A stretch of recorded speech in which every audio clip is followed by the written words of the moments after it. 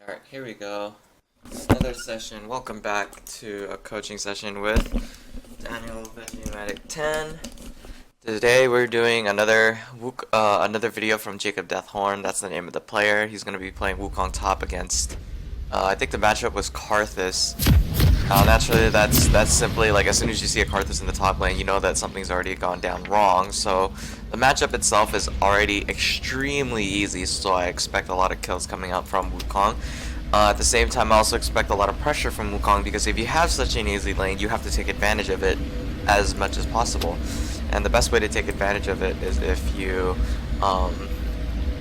start roaming, using teleport, even walking down mid lane, and exerting kill pressure. So we're gonna see how this plays out because this is gonna be I didn't get to turn off chat. Well, okay, this is gonna be should be an easy lane. Now see how he starts out. So he's gonna start out Flash 3, which is the very stereotypical way to build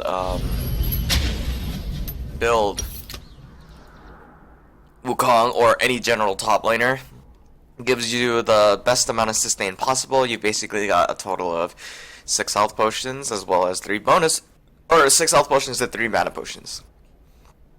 So the first thing he does is he's gonna go out here and just like stand in top lane. This is fine. You can also do an alternative thing by I can't move down really. I have to play this in borderless in order to scroll down. That's dumb. Alright, you can also stand here or here to watch for invades because you never know if they're gonna come here or not. I was playing a few solo queue games in higher elo yesterday, and I just stood here and then immediately they came in here and invaded. Like I didn't expect that because nobody invades on this top half of the map, and so when they came through the top half of the map, I was like, what? Why would they go here? Well, I didn't know that they were gonna invade, so yeah, I came out. All right, so. We're gonna see how this plays out. So the matchup is very straightforward. You also don't know where Kha'Zix starts. Like legit, you actually don't know where Kha'Zix starts because like this player could start blue, could start red. So how you proceed with the lane at level 1 is that you immediately eat the backline and start hammering it, or you kind of be patient like this, right? And because if you start pushing, like if you have to make the choice right at the beginning when the wave clashes in with each other. Do I push it now or do I freeze it? You can't just start pushing it and not use your E. Like, here's the reason why. So, I'm gonna back up, right? Wave starts clashing with each other. Now, right here, you can choose to freeze it. Now, why would you choose to freeze it? First of all, it means that when the enemy laner hasn't shown yet, you don't know what to expect. Like, you could expect this Talon mid lane and Karthus mid with teleport. Karthus mid with teleport, Talon in the top lane. You don't know how to proceed with the lane yet, so you should be patient to exert the pressure you need to. Second, when they show up, you can actually begin to push the lane with E, because then you can hope that your E lands on the target while you're flying in towards them, because this thing spreads out to 2 additional targets, and I think whether or not prioritizes champion is up to the mechanic of the coding of the game, but you can hit it. You can start harassing the opponent while pushing the lane and getting attack speed and winning their trade. But if you don't push the lane early, then you want to let it freeze, because then you can let the lane push towards you this way, and then you farm safely under tower, and your opponent can't do anything about it, because then that means that if you're farming safely under this area right here, your enemy jungler will not be able to gank you unless they commit further and go through like dive here or dive through here. But by doing this, right? This means that you want to push the lanes to hit level 2. So if you're going to want to hit level 2 first, in which case you do get a power spike, then start pushing it with E immediately. Doing this is completely pointless.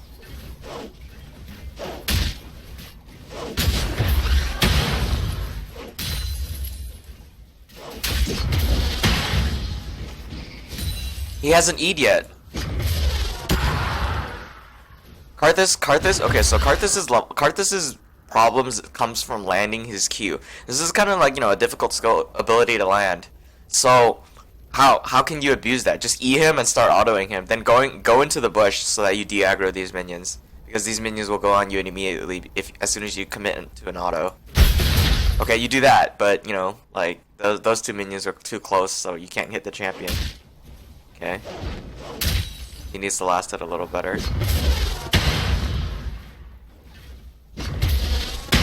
So know that as soon as he kills this minion, he's gonna hit level 2. So how can you abuse that? Well, if you do the combo right, you get it low enough. You can actually it would be pretty difficult to pull off because RNG would probably make you hit these two, but you can pull it off by like watching your circle and you can actually hit him. Hit it once.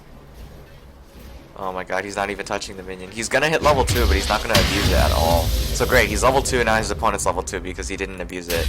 So right there, if he just started auto attacking that minion, maybe sacrifice the CS, maybe not. If he just auto moved and then clicked auto again, you know, cancel his animation and kill the creep because only one creep was aggroing on that minion, he could level 2, skill up his Q immediately, and then EQ the guy, and then Wukong, Karthus can't do anything about it. Like, what do you expect Karthus to do about you going full combo all in on him?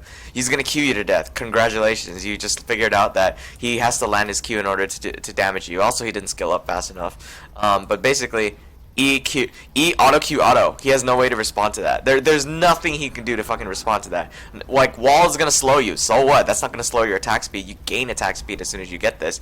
Like, he can't trade with you. He can't win this lane. Like, it's an automatic win. But he's choosing to play passive, so therefore letting Karthus farm is the right answer. No, of course not. He's gonna miss CS again.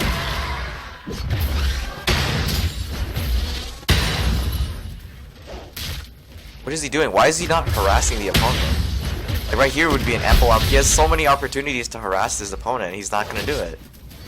So instead, if he's gonna CS, then he might as well CS correctly because he's missing a ton of CS, but if he's not gonna harass his opponent, he might as well CS correctly. But he's not gonna do that, so.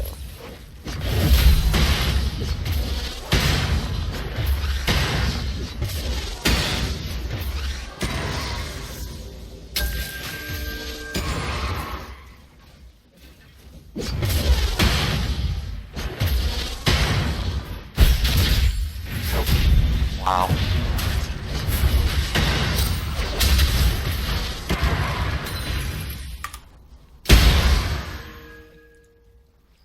This warrior's fine.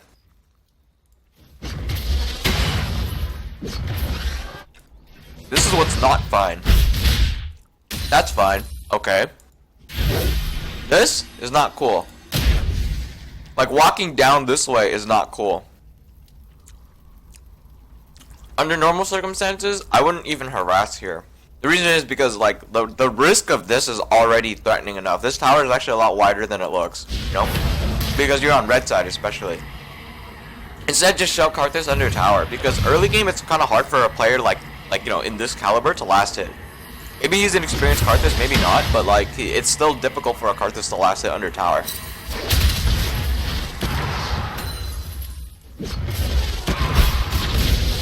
Like that, okay. That right there is the perfect form of harass. He last hits a minion, and there are two minions, or you know, there's a one target that can be hit, which is him, and one target that basically he's indirectly hitting Karthus with his with the Nimbus strike. That's how you're supposed to harass. You should have also popped the flash. Okay.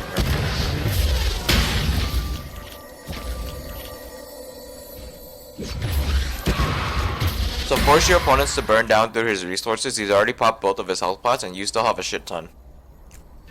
Therefore, you win in the end because you have more mana than him, which enables you to go all in further.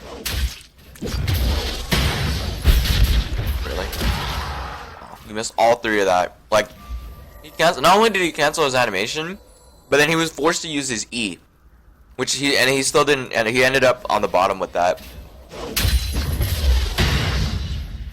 Why did he? Okay, maybe risk of getting under tower. No, if he.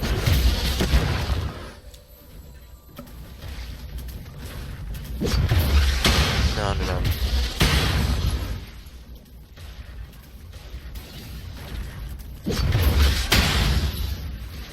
Karthus is like at least sitting back to last hit safely. So he's sitting under the vicinity of his tower. Problem is that he's spending too much of his fucking mana, like casting Qs blindly rather than last hitting with the Qs in general. Also, he's trying to harass with the Q rather than just sit full soul farm. Because solely farming just makes it so that, like, sure, like Karthus isn't supposed to dominate or win the lane or anything, and that's okay for the Karthus player. Because it means that this player isn't taking the aggressive assault to be able to counteract his passive play.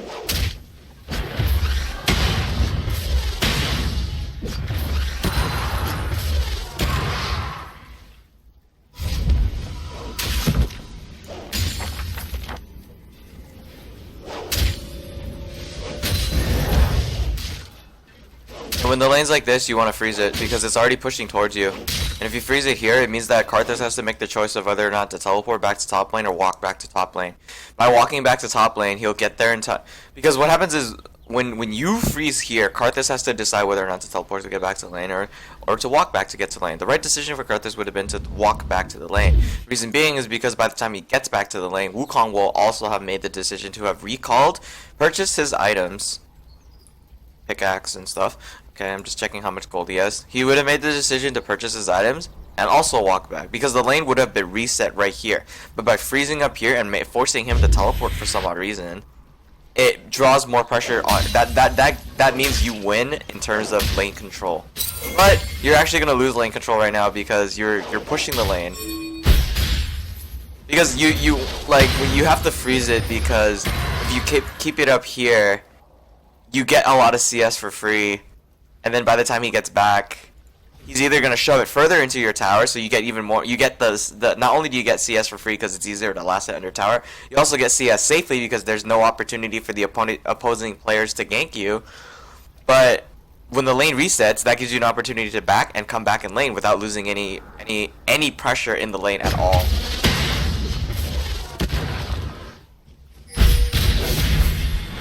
Why would you clone? Like, why is he so fucking scared of a Karthus who has a tier? Guy doesn't even deal damage. He's like, okay, I'm gonna E, Q, clone. Great, I just won the trade. No, you lost the trade by pressing W. You lost so much mana and you accomplished nothing with it. Like, okay, you have flash to make it up, but you accomplished nothing by using your W. You don't have to use your W, because using W just means that you lost one of your like juke escapes, you know.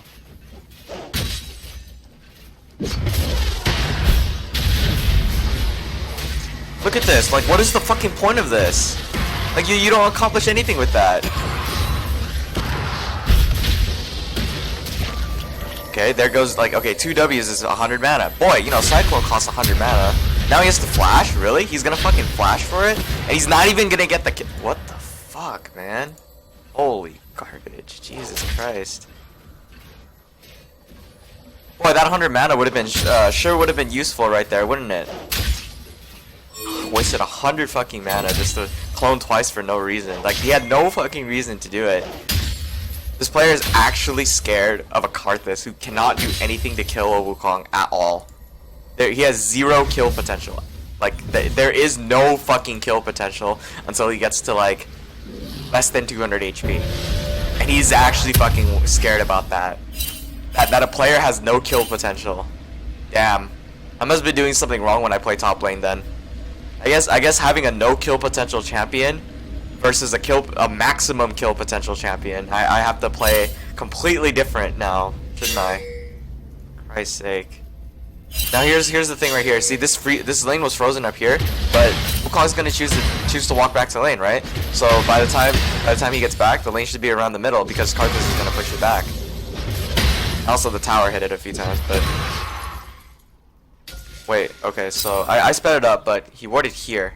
This is an okay ward. It's not a good ward, but it's an okay ward. The reason why is because you want to place it in closer up here because you know, vision is retarded sometimes, and you may be able to see this little area here, but this isn't as important because not a lot of people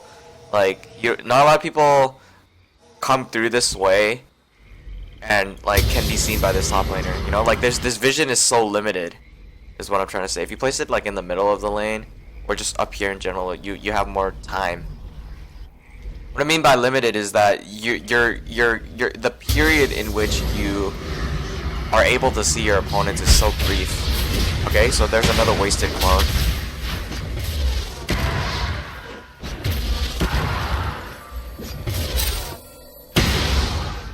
So see why he takes a lot of damage. Q. Oh, look at all these minion particles. It's part of his damage. It goes onto his clone, but it's going on him too. And then he got hit by a Q. 2 Qs. Okay. So basically, yeah, that's how Karthus wins trades, if he lands his Q. That's why you have to move in weird patterns to try to juke it. Very psychological, of course.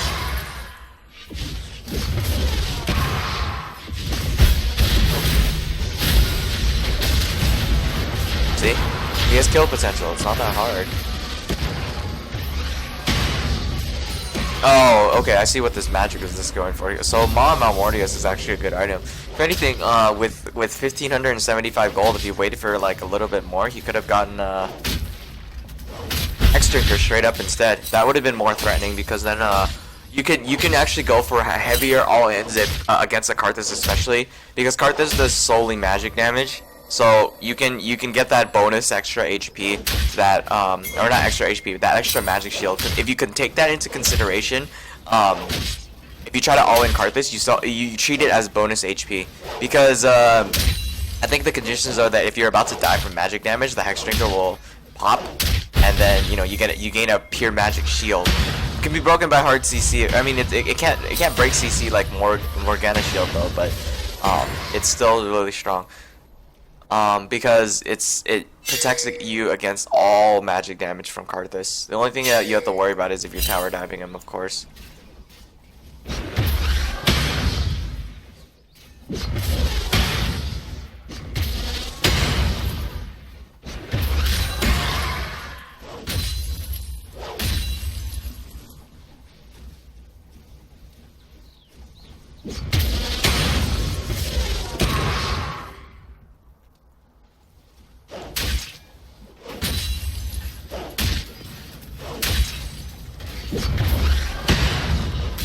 He's out of flask stacks.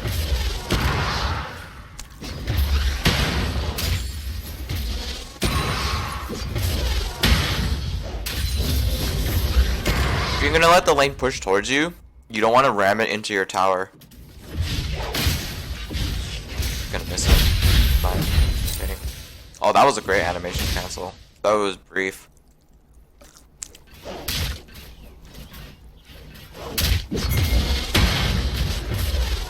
All in the Karthus again. You have the mana, you have the resources to do it. You can't avoid it.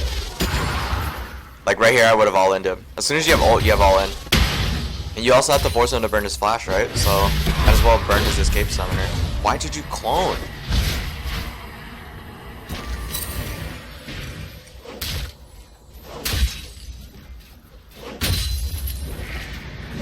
Think about it like this. Clone puts if you're running away, clone puts a thing in front of you, so use it as a skill shot defender. Because it can block certain skill shots. Example, Morgana binding. Doesn't work against Lux because it's a straight line. Lux goes through people. Why'd you clone again? Like, what's the fucking point of fucking cloning, idiot? Holy shit.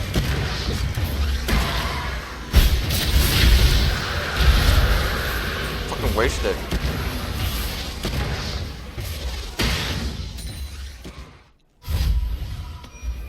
Oh, I would have gone back already. Oh, weird. It doesn't say he has flask stacks, but he's still using it. Well, I mean, I guess he can push the lane, but the thing is, if he's gonna do that, he wants to shove the entire lane to the tower, because then the enemy will be denied this many CS. And Karthus, well, at this stage, he can pretty much last it pretty well under tower. I haven't seen it yet, but a good Karthus is able to.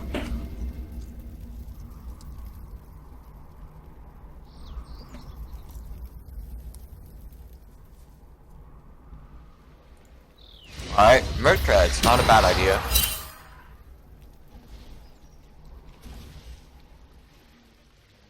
The fuck? What the fuck? Okay, so why would he show himself doing that? This actually was probably a really bad decision. But why would you show your face in lane, then leave the lane while your face is shown? Like, you can't do that. What he wanted to do is he wanted to ward. He should have done the exact same thing he did earlier. Go through the try, go down, drop a ward here. Because by By going down here, you know, seeing these pings that come out because of spectator, point of view. What this shows is, oh, he's looking to make a play. Mid back up because he might be coming mid. He also might be warding. Look at these two minions, you know, don't tell. But by going down here, you basically revealed that, like you were gonna make a play. Whereas if you walk through Try and go down through the river, you never show your hand. Basically, you basically just showed like you have a fucking royal flush, but you showed like two of your cards just now, when you could have just hidden the entire hand in the first place. Now you come back and you don't even exert pressure. What? You have kill potential. Okay, you have kill potential in 24 seconds, but you have Hydra.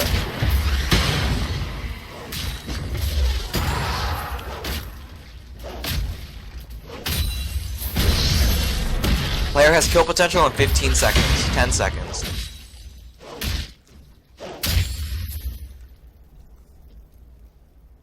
Okay, so he pushed the lane. This is gonna die. Fine, like that's okay. But it's right here.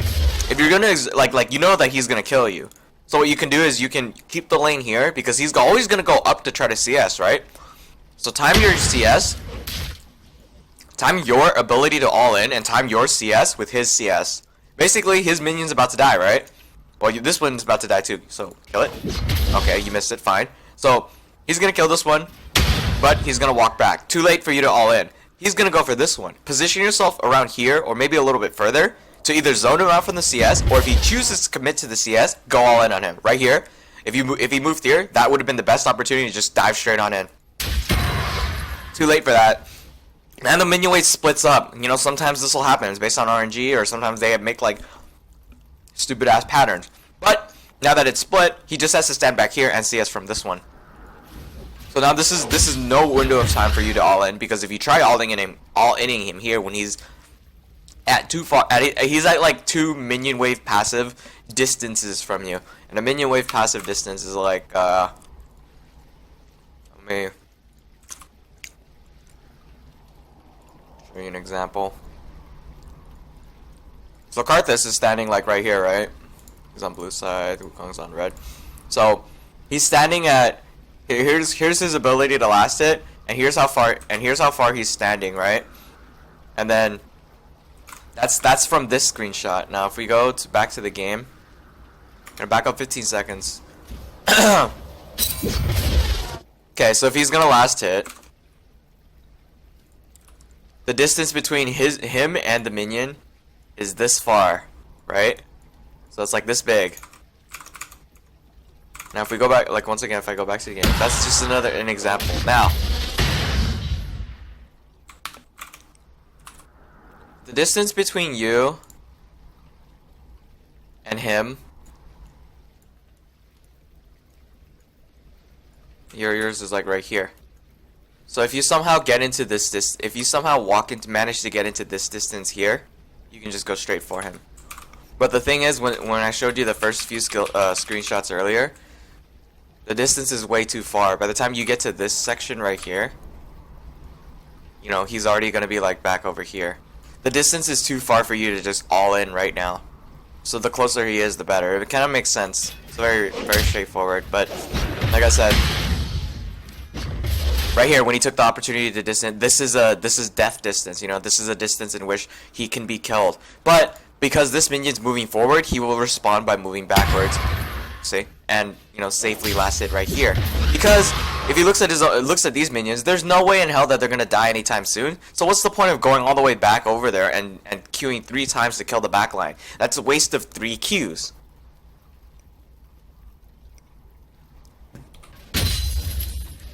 Right now he's in death distance again.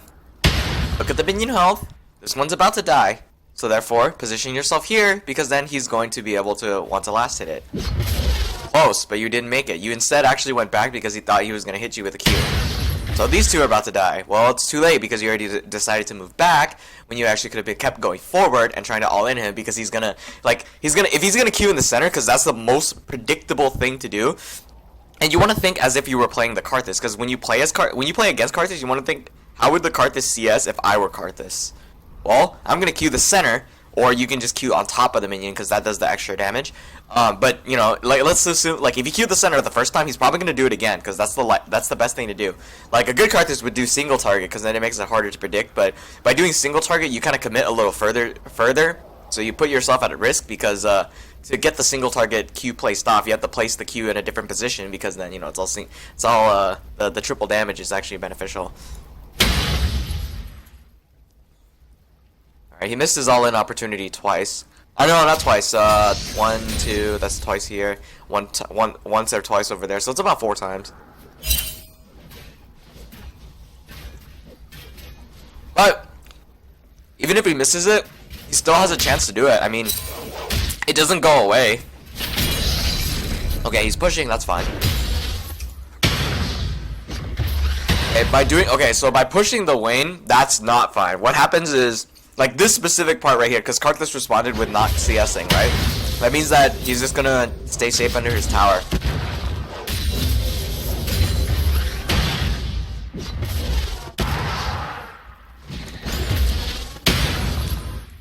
Pushing would have been fine earlier if he pushed the lane, then immediately all in. But he did, but it wasn't possible because Karthus is staying too safe of a distance.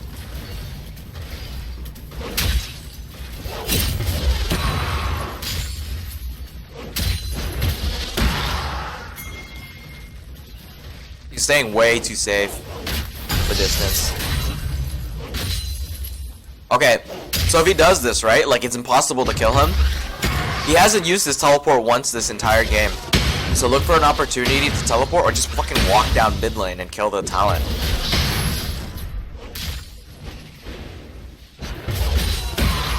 He had an all-in opportunity twice right there. In theory, he doesn't even have to kill the guy. Just get him so fucking low that he burns a summoner or 2.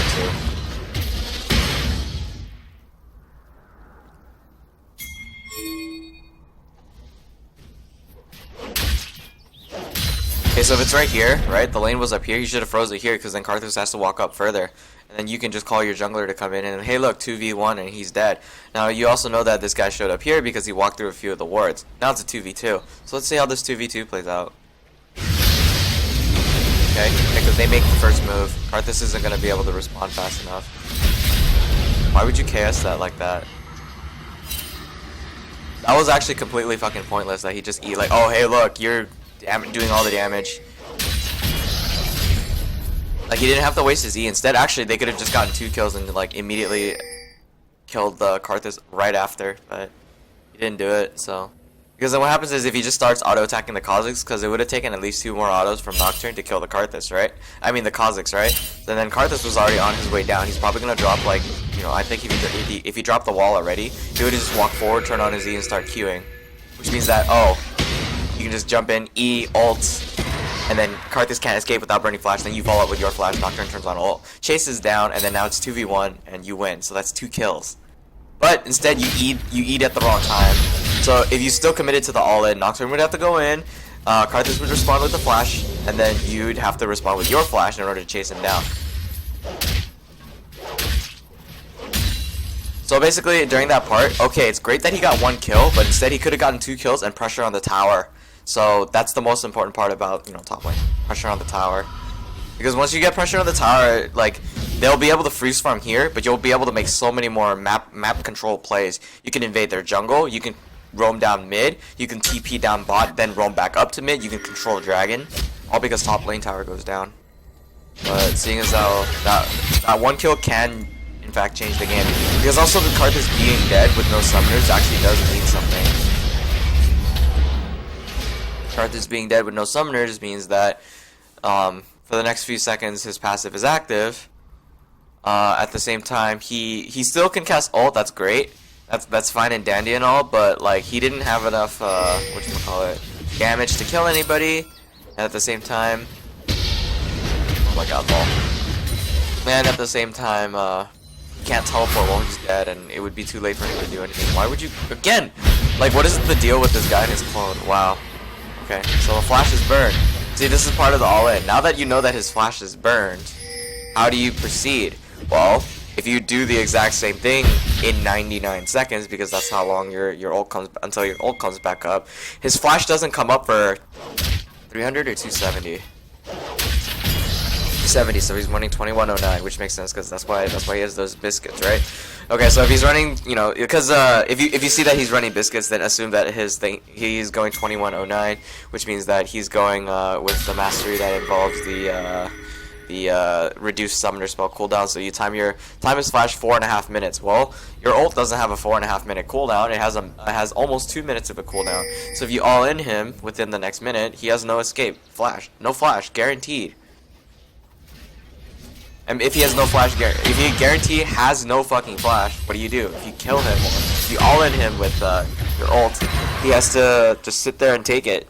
You can't respond to it, because if he slows you, you have your own flash to get close. Good. But the thing is, like, dude, he's doing this now rather than earlier. Like, that harass right there is done now rather than earlier. And one thing that you may have not have noticed, but he didn't fucking clone this time. That's like fucking weird, right? He didn't waste his fucking clone for absolutely no fucking reason. Take the tower. No. Auto Q auto.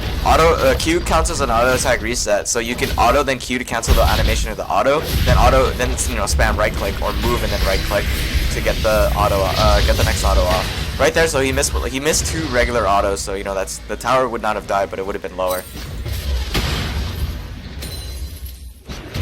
Look at the map. Look at the map, dude. Oh my god, he's fucking getting 2v1'd. You could have just gone down to help him out. Okay, well your ult's down. What the hell is he doing? Why didn't he just stay on top of him? He's just like, okay, let me just hit you with the edge of my ult, not actually stay on top of you. Because by staying on top of the target, like aside from the fact that you are hitting him with your ult, as soon as you come back up, it guarantees that you will be in range of an auto. Like the risk right there is like, first of all, he had to fucking clone again, like a retard, but he had the ability to stay in range of the auto. Like if Talon just kept running, he would probably have to waste his flash in order to get out. Okay, so his ult's down for 75 seconds, but. Or not 75 more seconds, but you still know that his flash is down because you burned it. It's 4 minutes. 2 of your ults is like 4 minutes total, so by the time this comes up, there's a chance that his flash might be up, so just all in him, and if he flashes, well, his flash is down for the next all in.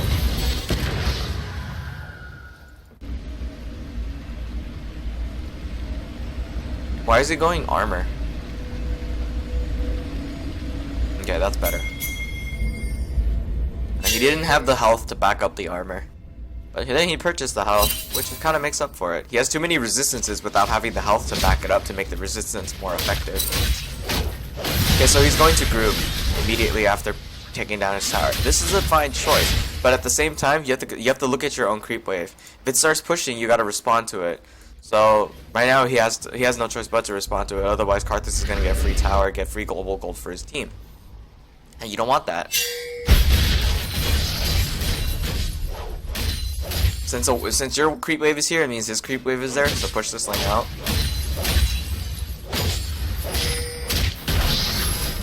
Okay, now you have the opportunity to leave.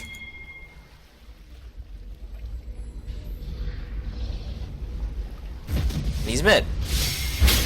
Yes, this is a great time to stall. Uh-oh. No. Like, 1 ult is fine, not burning 2 is not. Okay. What?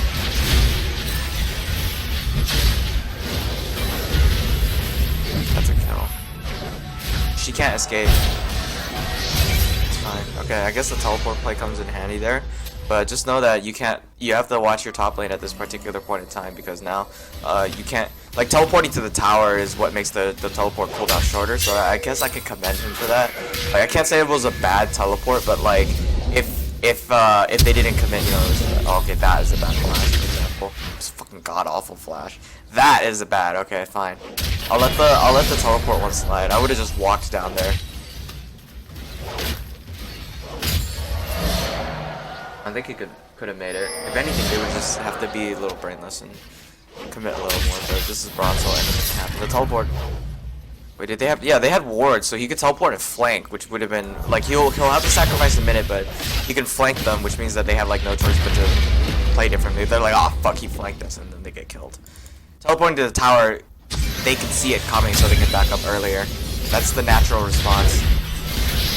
Well, I don't get why he doesn't auto before he Qs. Like he doesn't do that. He just kind of like wants to get the Q in immediately. Okay. He doesn't auto before he Qs. I don't think he knows that Q resets his auto. Because he hasn't done it once.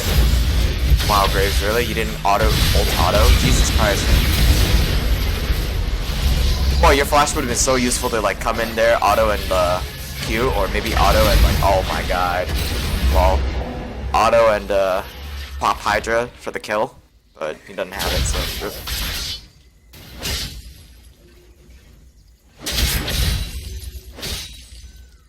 Good, he has Randuins now. Okay, so now this is where his health is now effective, so he can, yeah. Turns out that, yeah, aside from the fact that Vayne and Cosmix are fed, I mean, consider that your lane opponent is the only AP on the team, so build at least one AP defense item. Merc Treads is fine, but that's not gonna stop, you know, every single part of AP that they have. Because Karthus just has to build certain sets of items. Like, he's not building right as Karthus. That's great. Like, you don't have to fully commit to this Banshee's Veil now. I would have just committed to Banshee's Veil, because knowing that I'm all-inning my opponent constantly, I want to make sure that I want to be able to survive whatever damage that he has, or be able to endure all the damage. And in the case that I, you know, suck dick at the game, right? Similar to both this Karthus and this Wukong, if I'm gonna take a lot of damage from their magic attacks, then I'm gonna have to at least be not only be able to tank it, but the only way I can counteract it is if I don't take tower shots. So basically, I'm gonna be trying to kill Karthus a lot if I were Wukong.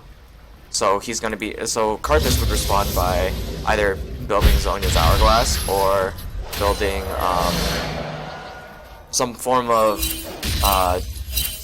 AP in order to, because when you're behind, you want to build as much damage as possible. Because, you know, if you get a kill, it helps you come back. That's why Rush on Lee Sin, when he goes solo queue, he builds full tank Lee Sin. But if he's behind, he goes full damage Lee Sin because he's trying to make plays.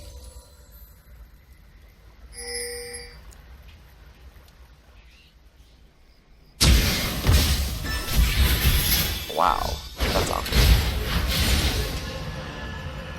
This is free. You didn't have to teleport for this, for example. Fuck? What the fuck? What the fuck are you do- Oh my god. What the fuck? Alright, Graves gets the kill. That's great. What the hell is this guy doing? What the fuck was that? He's just like,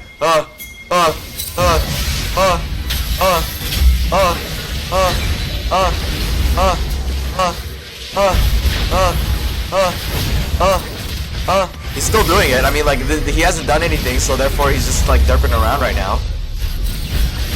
Ward to this bush. Okay, never mind. We would ward that bush to help the team out too, because they can't see it. Like, what is this, like, what does he think that the clone does? Like, I actually have to wonder what goes on through his mind whenever he activates the clone.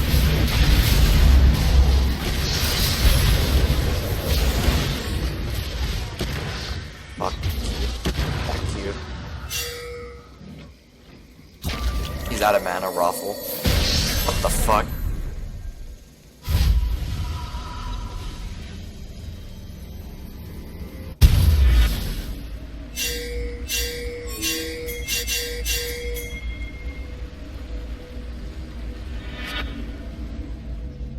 Last Whisper probably, or Maw. Maw actually would have been better than Banshee's Veil, because the fact that, like, it's a lethal, it saves you from being killed, so that is a super beneficial item for Wukong. I think Wukong helped build it as well, so it no matter what, it always benefits you. I mean, yeah, Banshee's Veil is fine, but I think Maw would have been more optimal. There's so many ways to build Wukong.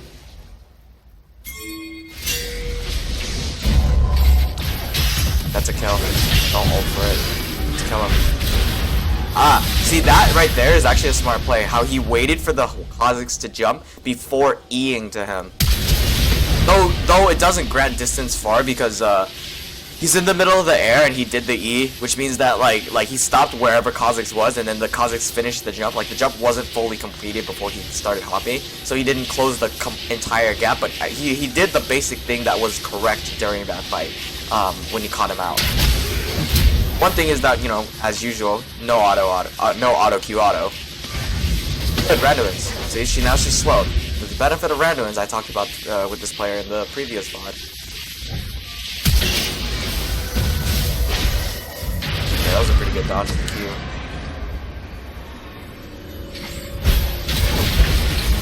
Get the tower. Still got the kill. Nice.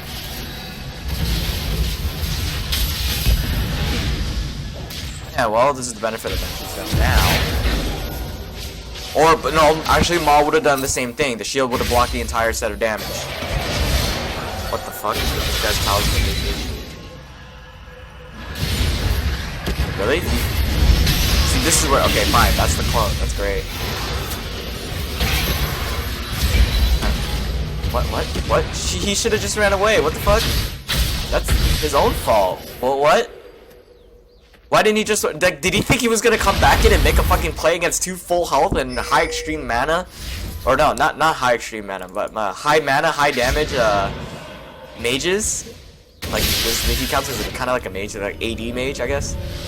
You know what I'm saying? Like, they cast spells, they're gonna fuck you up. And like, he's gonna think, oh, I can make a play against that with, he had ult? I'm not sure if he had ult or not. Like, it's up now because it's off cooldown, but did he really think he was gonna make a fucking play with that? Like, did he actually think he was gonna make a play? Alright.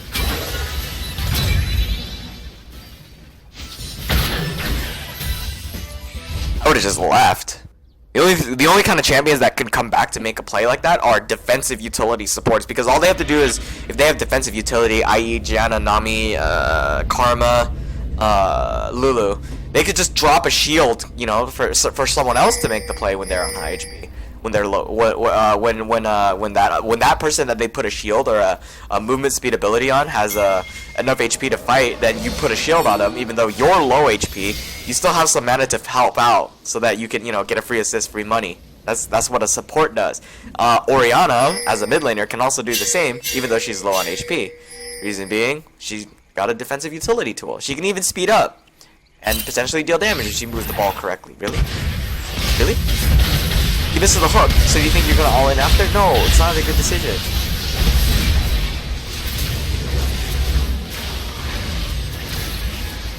That frostbite. Wow. That was one interesting lantern.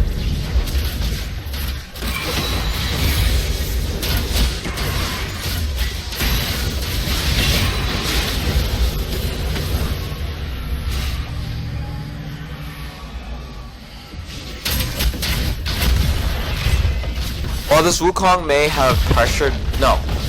While this Wukong may have secured his tower down in the lane, this is sort of like flash game like it is. While this Wukong may have pressured the lane very early with, you know, a strong CS lead over his lane opponent, he didn't exert his pressure to the maximum potential of pressure exertion. He only used his teleport once. That I can recall, and that was down at bot lane right here, and he just jumped back in. Most of the time he walked back into lane, but you know, having teleport, the threat of having teleport exists as a top laner. Some top laners take teleport just for the existence of having teleport as a tool, and just the psychological aspect. It's kind of like having a Shaco on your team. At any point, he can be anywhere on the map. That's why some Shacos don't even fucking gank at all, and just heavy mega farm. Because then when the time they do show up, they're like super fucking strong, and it's too scary. But the threat of having teleport is like gonna make the players play differently, because at any point, you know, the player can come in from the back line and kill you, and you're gonna be like, oh shit, he TP'd, you know. But if your opponent has teleport for the threat of having teleport as well, you have to abuse that, because like his opponent has the threat of teleport and actually uses teleport to, you know, get back to lane and try to exert pressure in other lanes. And while he has miserably failed, Wukong didn't capitalize on his lead, because while he's pressuring Karthus, he only gains one lane of pressure. Like I give you, like if I were to give you on a point scaling system, I would give you 1 point on the terms of pressure. You pressuring this lane only. You don't pressure the other lanes.